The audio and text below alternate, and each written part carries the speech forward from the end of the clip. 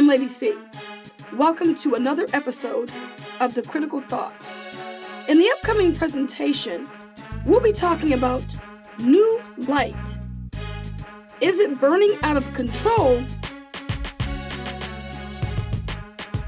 or flickering to survive?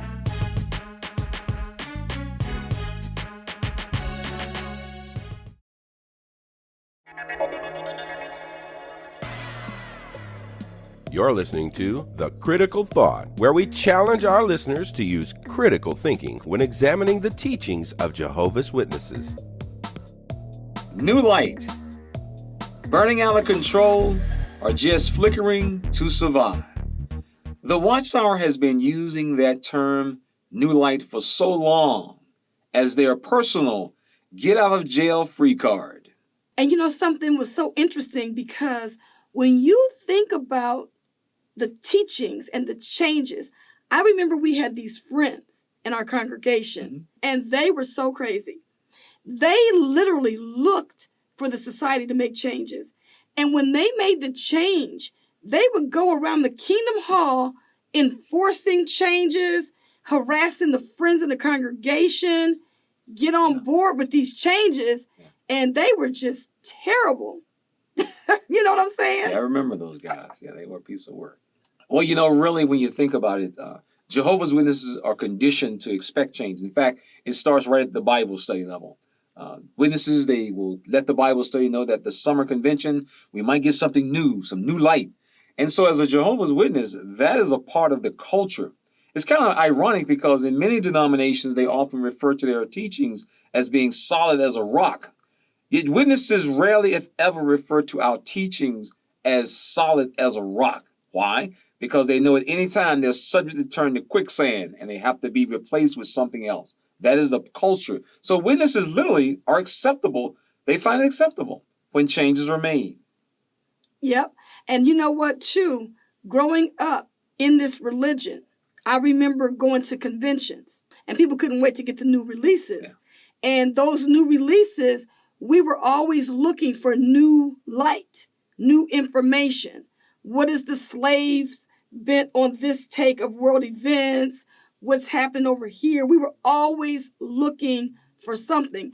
And that's the reason why when you are talking to your loved ones, and there's people, they call themselves PMO, and they're still in the Kingdom Hall, they don't want to leave because they realize that family members and stuff is going to stop talking to them, so they try to stay in. But when you try to talk sense to your Jehovah's Witness family, it's very difficult for them to wake up, especially the old timers, because the old timers ain't going nowhere too soon because they have been conditioned, like JT said, to stay put, to wait on Jehovah because he's going to right these wrongs. He's going to make it clear down the road. So it's very difficult to get our loved ones to wake up because of the new light principle. You know, it's just been so deeply ingrained in them. Yeah, you often hear people, they'll say after the conventions, did you catch that new point? Did you catch that new point? And even sometimes when you go back to the Kingdom Hall, the speaker on some part during the week or at the talk, you friends remember that new point the brother brought out? Mm-hmm. And so this entire concept of new light becomes literally a part of the Jehovah's Witness mindset altogether. Yeah. And when you think about it, we can all reflect on the number of lives that have just been tremendously impacted in such a negative way by teachings that at the end of the day, the wheels fell off, it would drop, and then new light. And they use this term that really just defies the mind. When you think about just a simple example is the teaching of 1914 and the end would come. I mean, the witnesses were literally teaching people that, you know, the governments are going to be destroyed, all the nations will fall down, people will be destroyed because they belong to different churches. And then, of course, on January the 1st of 1915, the Watchtower basically changed the entire tune. They went from something that every person could see to, well, see, it happened, but it happened invisible. You can't see it. And so people never stopped to ask some serious questions. Hold on, you can't just change from everybody in the world is going to know this happened to now saying it's invisible. Nobody can see it. And then when you look at the other teachings over the years, the alternative service teaching, the teaching of the change in the generation of 1914 that was not supposed to die. They've all passed. We think about the medical issues that the Watchtower tried to dabble in as if they had some medical knowledge. And then, of course, with the passing of time, they revised those things as well. And the problem is, all along the way, they are leaving literally dead bodies and broken minds and broken hopes behind. So where do Jehovah's Witnesses get this idea of something called new light? Well, they use a Bible verse from the book of Proverbs, Proverbs chapter 4 and verse 18. Notice what it says. But the path of the righteous is like the bright morning light that grows brighter and brighter until full daylight. So as we can see, they take literally one Bible verse, and from that, they create their concept called new light.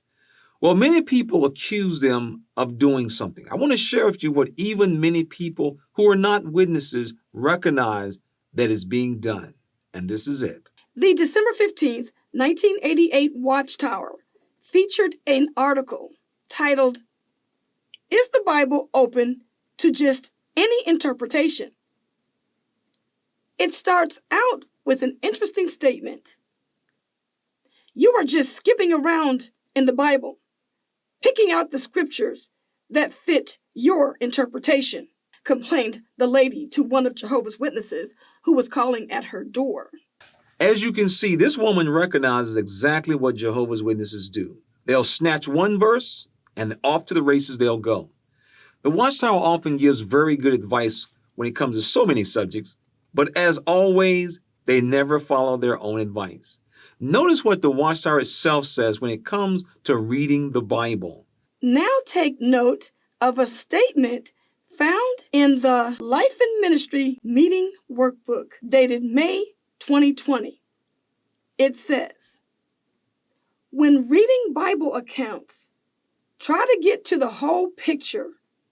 Learn about the context, the people involved, and the factors that may have contributed to their actions." So did you catch that? The Watchtower says when you're trying to read the Bible, it is important to read it in context. And that's what we invite everyone to do.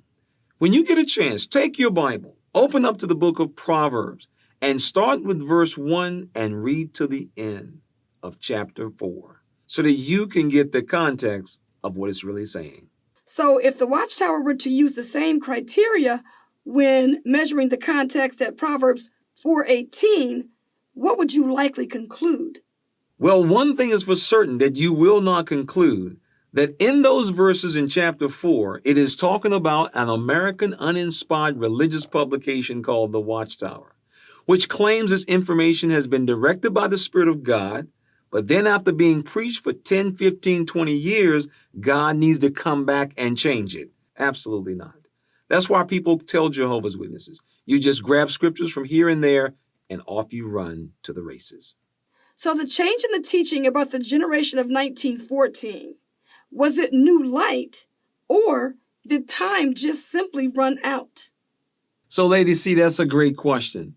Was it new light, or was it the time just simply ran out on the teaching? And we all know the answer.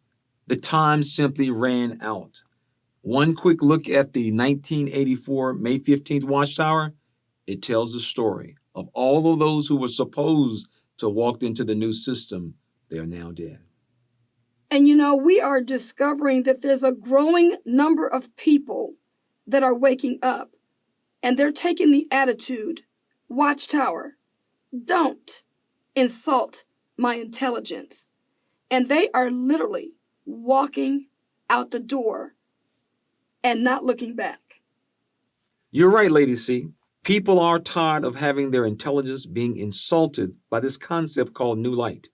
And because of this pandemic, more and more Jehovah's Witnesses have their comfort level being on the internet more than ever before. We're seeing it on our site, and you're seeing it on other sites all the time. More and more Jehovah's Witnesses, they are less fearful of peeking around the curtain to see what's there.